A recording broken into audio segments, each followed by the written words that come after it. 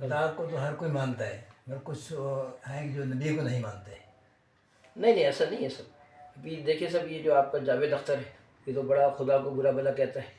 میں نے تو مطلب اس کو کئی دفعہ سمجھایا بھی ہے, کمنٹ بھی لکھ کے دیا ہے اس کو جاوید اختر کو نا, یہ شبانہ اعظمی کا جو شوہر ہے. مطلب یہ کہ دیکھو اگر تم مانو یا نہ مانو, وہ تو بولتا ہے میں کسی بھی مذہب کو نہیں مانتا ہوں, دنیا کے کسی ریلیجن کو نہیں مانتا ہوں, بولتا ہے میں ایتھسٹ ہوں, بولتا ہے میں کھلے عام بولتا ہوں. بھائی تو ہے ایتھسٹ ہے, کچھ بھی ہے, تو جاہل ہے, ہمیں پتہ ہے تو, مگر تو خدا کو تو برا بلا مت کہنا. تو ہمیں پتہ ہے تیری نالج کم ہے, تیرے کو نہیں پتہ ہے, اس کو تصور اس کو یہ نہیں کہتے نا گدھے کے سر پہ وہ اپنے ایسے یوں چل رہا ہے, بس اس کو ادھر پتہ ہے اس کو پتہ ہے. بھائی وہ خدا لامحدود ہے, خدا لامحدود ہے. میری بات سنو خالد صاحب, آپ جو بول رہے ہو نا کہ نبی, دیکھیں نبی کی تو بات ہی بات ہے, پہلے تو بات اسٹارٹ ہوتی ہے خدا سے, ٹھیک ہے نا. وہ تو خدا کو پہلے بات ہوگی, پھر وہ نبی تک بات آئے گی, اور پھر وہ خلیفہ تک آئے گی. وہ تو بات بہت دور کی بات ہے, بہت سے ایتھسٹ وہی منع کر دیتے. لیکن ان کو آپ کو ہمیں چاہیے بتائیں کہ غفلت میں رکھا تمہیں اس بہتاب کی حرص نے, یہاں تک کہ تو نے قبر جا دیکھی. ہرگز نہیں تو جلدی جان جائے گا, پھر ہرگز نہیں تو جلدی جان جائے گا, پھر دیکھنا تو اپنے یقین کی آنکھ سے, پھر تجھ سے اس دن ہر نعمت کی پوچھو گی.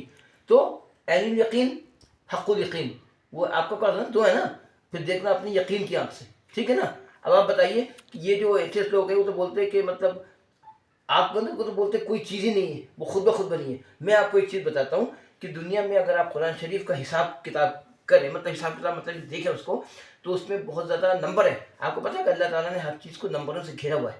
میری بات سمجھ ہے نا. تو قرآن شریف کے اندر بھی آپ دیکھیں گے 6666 آیات اور یہ وہ, اور انا تینا میں یہاں سے آیت شروع ہو رہی ہے, اتنی ختم ہو رہی ہے. مطلب یہ جو حساب کتاب جو دنیا میں چل رہا ہے, حساب کتاب جس کو میتھمیٹکس کہتے ہیں, وہ تو دنیا کا پورا نظام اگر آپ دیکھو, اگر آپ اپنی زندگی میں بھی کبھی دیکھو گے نا, آپ کو بہت سی چیز آپ دیکھنا کہ آپ کی زندگی میں عددوں سے گھیرا ہوا ہے. اور پھر یہ کہ دیکھیں قرآن شریف اتنی ہے کہ جنہوں نے بے حرمتی کری ان کا تو دنیا میں بڑا برا حشر ہوا, بڑے ذلیل و خوار ہونا پڑا. آپ دیکھیں نا قرآن شریف کی آیت ہے کھڑکھڑانے والی, تمہیں کیا معلوم کھڑکھڑانے والی کیا ہے.